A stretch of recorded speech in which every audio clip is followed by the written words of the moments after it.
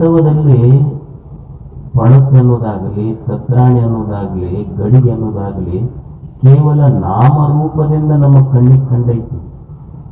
ಅಲ್ಲಿರುವುದು ತತ್ರಾಣಿ ಇಲ್ಲ, ಗಡಿಗಿಲ್ಲ, ಇರುವುದು ಮಣ್ಣು. ಗಡಿಗೆ ತತ್ರಾಣಿ ತೋರುವ ಸತ್ಯ, ಮಣ್ಣು ಇರುವ ಸತ್ಯ. You can destroy the thought. ನೀನು ಗಡಿಗೆಯನ್ನು ಒಡೆಯಬಹುದೇ ಹೊರತು ಮಣ್ಣನ್ನು ಒಡೆಯಲಿಕ್ಕಾಗುವುದಿಲ್ಲ. ತತ್ರಾಣಿಯನ್ನು ಒಡೆಯಬಹುದೇ ಹೊರತು ಪಣತೆಯನ್ನು ಒಡೆಯಬಹುದೇ ಹೊರತು ಮಣ್ಣನ್ನು ಒಡೆಯಲಿಕ್ಕಾಗುವುದಿಲ್ಲ. Because truth is self existent, it cannot be destroyed. ಸತ್ಯ ಅನ್ನೋದು ಅದನ್ನ ನಾಶಪಡಿಸಲಿಕ್ಕಾಗುವುದಿಲ್ಲ.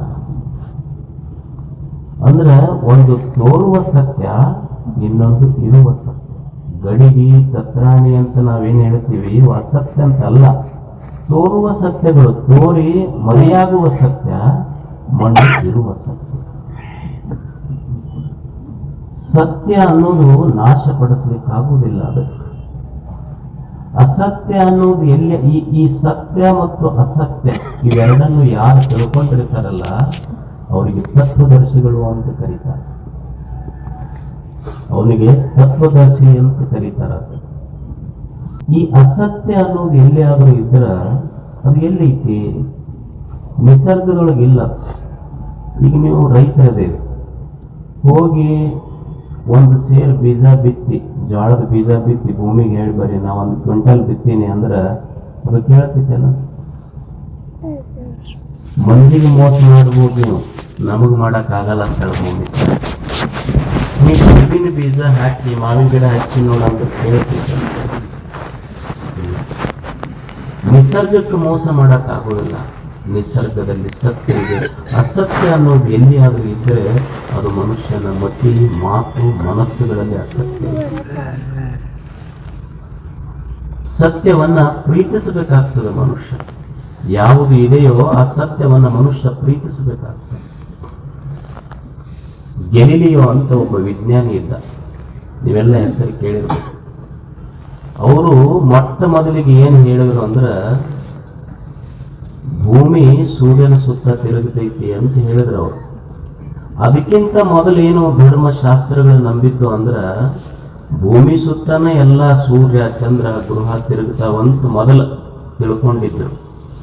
ಗೆಲಿಲಿಯೋ ಸಂಶೋಧನೆ ಮಾಡಿ ಏನ್ ಹೇಳ್ದ ಅಂದ್ರ, ಭೂಮಿ ಸೂರ್ಯನ ಸುತ್ತ ತಿರುಗತೈತಿ ಅಂತ ಯಾವಾಗ ಮಂಡನೆ ಮಾಡ್ದ, ಅಲ್ಲಿ ಇದ್ದ ಎಲ್ಲರಿಗೂ ಸಿಟ್ಟು ಬಂತು. ಯಾಕಂದ್ರೆ ಇವ ಧರ್ಮದ ವಿರುದ್ಧ ಹೊಂಟಾನ. ಅವನು ಕೋರ್ಟಿಗೆ ಕರೆಸಿದ್ರು. ಕೋರ್ಟಿಗೆ ಕರೆಸಿ, ನೀ ಏನ್ ಸ್ಟೇಟ್ಮೆಂಟ್ ಕೊಟ್ಟಿಯಲ್ಲಪ್ಪ, ಸೂರ್ಯನ ಸುತ್ತ ಭೂಮಿ ತಿರುಗ್ತೈತಿ ಅಂತ ಏನ್ ಹೇಳಿಯಲ್ಲ, ಅಕಸ್ಮಾತ್ ಇದು ನೀವು ಹಳ್ಳಿ ತಕ್ಕೊಳ್ಳಿಲ್ಲ ಅಂದ್ರೆ ನೀನ್ ತಲೆ ತೆಗಿತೀವಿ ಅಂದ್ರೆ ಅವ್ರು ಭೂಮಿ ತಿರುಗುದಿಲ್ಲ ಅಂತ ಹೇಳಿ ಇಲ್ಲಿ ಸಹಿ ಮಾಡಂದ್ರ ಅವ್ರು.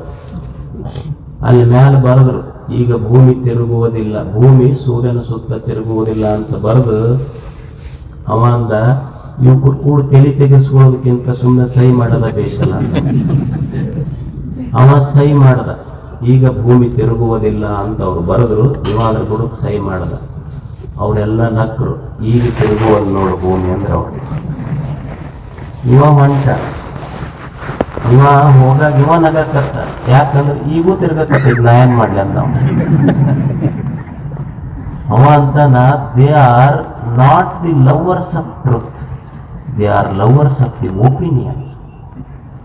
ಈ ಜನ ಏನದಾರಲ್ಲ ಅವರು ಸತ್ಯವನ್ನ ಪ್ರೀತಿಸುವವರಲ್ಲ, ಅಭಿಪ್ರಾಯಗಳನ್ನ ಪ್ರೀತಿಸುವವರು. ಜಗತ್ತಿನೊಳಗ ಸತ್ಯ ಯಾವುದು ಅಂದ್ರ, ಸತ್ಯ ಇರುವಂಗ ನಾವು ತಿಳ್ಕೊಂಡಿಲ್ಲ, ನಾವು ತಿಳ್ಕೊಂಡಂಗ ಸತ್ಯ ಇರಬೇಕು, ಅಥವಾ ನಾವು ತಿಳಿದಿದ್ದೇ ಸತ್ಯ ಅಂತ ಪ್ರತಿಪಾದನೆ ಮಾಡಕ್ ಹೊಂತೀವಲ್ಲ, ಅದಕ್ಕೆ ಜಗತ್ತಿನೊಳಗೆ ಘರ್ಷಣೆಗಳು ಶುರುವಾಗ. ಇರುವಂಗ ನಾವು ತಿಳ್ಕೊಂಡಿಲ್ಲ, ನಾವು ತಿಳ್ಕೊಂಡಂಗ ಅದು ಇರ್ಬೇಕಂತೀವಿ. ಸತ್ಯ ಇದ್ದಂಗ ನಾವು ತಿಳ್ಕೊಳಕತ್ತಿಲ್ಲ. ನನ್ನ ಅಭಿಪ್ರಾಯದ ಪ್ರಕಾರ ಸತ್ಯ ಇರ್ಬೇಕಂತೀನಿ ನಾನು, ಅಥವಾ ನನ್ನ ಅಭಿಪ್ರಾಯವೇ ಸತ್ಯ ಅಂತ ನಾ ಹೇಳ್ತೇನೆ. ಈಗ ನಿಮಗೊಂದು ಉದಾಹರಣೆ ಹೇಳ್ತೇನೆ. ಈಗ ಒಬ್ಬ ಮನುಷ್ಯ ಅದ, ನಾ ಹೇಳಿದೆ ಅವ 6 ಫೀಟ್ ಹೈಟ್ ಅದಾನ. 1ನೇ ಸೆಂಟೆನ್ಸ್. 2ನೇ ಸೆಂಟೆನ್ಸ್ ಬರ್ದೆ, ಅವ ಬಹಳ ಒಳ್ಳೆಯವದಾನ. ಅವ 6 ಫೀಟ್ ಹೈಟ್ ಅದ ಅನ್ನೋದು ಫ್ಯಾಕ್ಟ್, ಅದು ಸತ್ಯ. ನೀವು ಅಮೆರಿಕಕ್ಕೆ ಹೋದ್ರು 6 ಫೀಟ್ ಇರ್ತಾನ, ನೀವು ಚೈನಾಕ್ ಹೋದ್ರು 6 ಫೀಟ್ ಇರ್ತಾನ, ನಿಮ್ಮೂರಾಗೂ 6 ಫೀಟ್ ಇರ್ತಾನ. ಆದ್ರೆ ಅವ ಒಳ್ಳೆಯವದಾನಂತ ನಾ ಏನ್ ಹೇಳಿನಲ್ಲ, ನೀವು ಅವ್ರ ಊಕ್ ಕೇಳ್ರಿ, ಅವ್ರ ಹೆಣ್ಮಕ್ಳಿಗೆ ಕೇಳ್ರಿ, ಅವ್ ಒಳ್ಳೆವ ಕೆಟ್ಟವನದ ಅವ್ರು ಹೇಳ್ತಾರ. ಊರನ್ ಮಂದಿ ಕೇಳ್ರಿ. ಅಂದ್ರೆ 6 ಫೀಟ್ ಅದಾನ ಅನ್ನೋದು ಸತ್ಯ, ಅವ ಒಳ್ಳೆಯವದಾನ ಅನ್ನೋದು ಒಪಿನಿಯನ್, ಅಭಿಪ್ರಾಯ. ಇದು ಅಭಿಪ್ರಾಯ ಹೆಚ್ಚು ಕಡಿಮೆ ಆಗ್ಬೋದು, ಫ್ಯಾಕ್ಟ್ ಹೆಚ್ಚು ಕಡಿಮೆ ಆಗೋದಿಲ್ಲ. ಈಗ ನಾ ಇಲ್ಲಿ ಕುಂತು 6 ಬಗಿತೀನಿ, ಇದನ್ನ ಏನಂತೀನಿ 6 ಅಂತೀನಿ. ನೀವು ಓದಿರ ಅಂದ್ರೆ ಎಷ್ಟು ಅಂತೀರಿ? 9 ಅಂತೀರಿ. ಇದು 6, 9. ನನಗ 6 ಸತ್ಯ, ನಿಮ್ಗೆ 9 ಸತ್ಯ. ನಿಮ್ಮ ದೃಷ್ಟಿಯಲ್ಲಿ ನಾನು ಸುಳ್ಳ, ನನ್ನ ದೃಷ್ಟಿಯಲ್ಲಿ ನೀವು ಸುಳ್ಳ. ಸತ್ಯ ಅನ್ನೋದು ಹೇಳೋದು ಬಹಳ ಕಷ್ಟ ಐತಿ. So we are lovers of opinions, not the truth. ಸತ್ಯ ಯಾವುದು ಅಂತ ಹೇಳೋದು ಬಹಳ ಕಷ್ಟ ಐತಿ. ನಮ್ಮ ಅಭಿಪ್ರಾಯಗಳನ್ನ ನಾವು ಮಂಡನೆ ಮಾಡಿದ ಸತ್ಯ ಅಂತ ಒಪ್ಸಾಕತ್ತೀವಿ ಜನರಿಗೆ. ಒಂದು ಬಸ್ನಾಗ ಭಾಳ ಫುಲ್ ಇತ್ತು ಬಸ್. ಒಬ್ಬ ಹುಡುಗ ಕುಂತಿತ್ತು ಸೀಟಿನ ಮೇಲೆ, ಸೀಟ್ ಎಲ್ಲ ಫುಲ್ ಇತ್ತು. ಒಬ್ಬ ಯಜಮಾನ್ ಬಂದು ಒಂದು ಹುಡುಗನ ಹತ್ತಿರ ನಿಂತ. ಅವ ಪಾಪ ಯಜಮಾನ್ ಇದ್ದ, ಇವ ಹುಡುಗಲ್ಲ ಕುಂತಿದ್ದ. ಅವ ಏನ್ ಹುಡುಗ ಅವನಿಗೆ ಕೂಡು ಅಂತ ಅನ್ಲಿಲ್ಲ. ಅವ ಯಜಮಾನ್ ಏನಂದ, ಈ ಹುಡುಗರು ಹಂಗ ಹೇಳಿದ್ರೆ ತಿಳ್ಕೊಳ್ಳೋದಿಲ್ಲ, ಒಂದು ಅಪವಚನ ಹೇಳನಂತಂದು ದಯವಿಲ್ಲದ ಧರ್ಮ ಅದಾವುದಯ್ಯ ಅಂತಂದ. ಅವ ಸುಮ್ಮನೆ ಕೂಡ್ಲಿಲ್ಲ, ಕುಂತಿದ್ನಲ್ಲ. ಪರಚಿಂತೆ ನಮಗೆ ಕೈಯ, ನಮ್ಮ ಚಿಂತೆ ನಮಗೆ ಸಾಲದೆ. ಅಪ್ಪ ಹೇಳಿದ್ರು.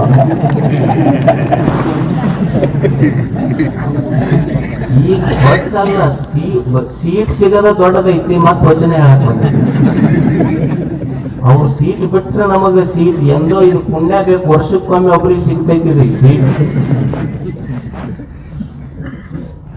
ಯಾರ್ದು ಖರೆ ಯಾರ್ದು ಸುಳ್ಳ ಅಂತ ಹೇಳಿ ಅವರು ಅಪವಚನ ಹೇಳಕತ್ತಾರ, ಇವರು ಅಪವಚನ ಹೇಳಕತ್ತಾರ. ಯಾರ್ದು ಸತ್ಯ ಯಾರ್ದು ಅಸತ್ಯ, ಇಟ್ ಈಸ್ ವೆರಿ ಡಿಫಿಕಲ್ಟ್. ಇದನ್ನು ಚಿಂತನೆ ಮಾಡಿ, ಯಾಕೆ ನಮ್ಮ ಮನೆಯಾಗ ಯಾಕೆ ಜಗಳ ಆಗ್ತಾವ? ಇದೊಂದು ಸಂಶೋಧನೆ. ನಮ್ಮೆಲ್ಲರ ಮನೆಯಲ್ಲಿ ಜಗಳ ಆಗ್ತಾವಿಲ್ಲ, ಯಾಕೆ ಜಗಳ ಆಗಕತ್ತಾವ?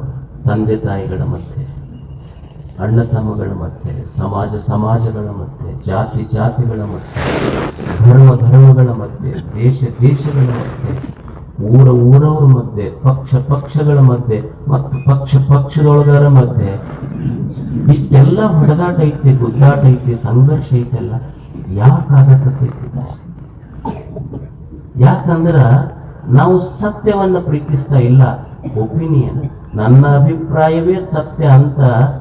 I wanted to prove what I say is right and what I say is truth.